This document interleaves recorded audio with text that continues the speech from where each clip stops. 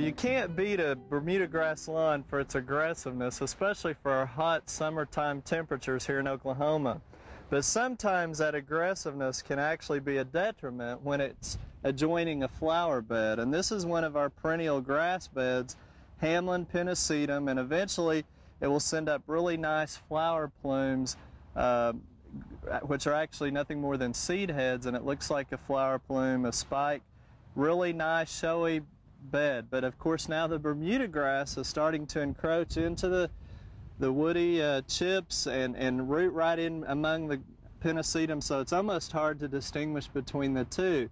The best way to control that is once the bed's put in and you made sure you had all the Bermuda grass out of there, is to edge it to keep it from encroaching in. Of course you can do that mechanically, or you can edge with the herbicide.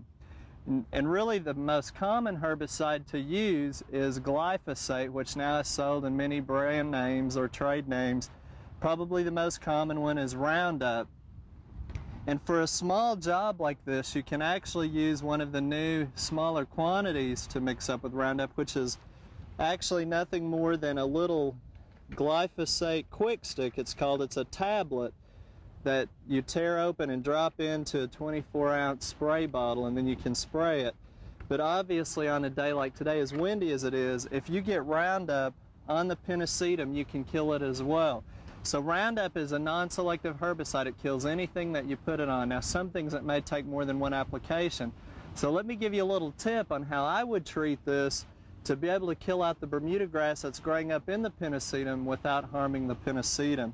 And what I would do is just take a little bucket of water, mix up the quantity that you know, add your glyphosate or Roundup according to instructions.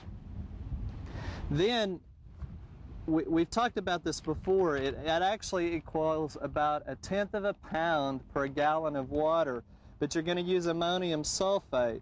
And basically what it entails is nothing more than just a pinch of ammonium sulfate into the mix of Roundup and water. And we're going to stir that up, and the reason for that is you can use the lesser amount of Roundup, but it'll give you a better burn and a quicker kill. And there's just something about the mixture of ammonium sulfate and glyphosate that work nicely together.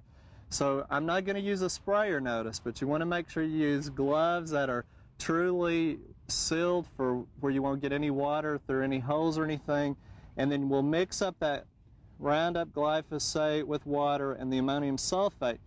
And you'll see that it is kind of sticky, and the reason for that is because I've put in a surfactant, which is another product to make it adhere and stick onto the grass more. And I'm just going to use a sponge, and we're going to soak that up, and I don't want it to the point of dripping off that much.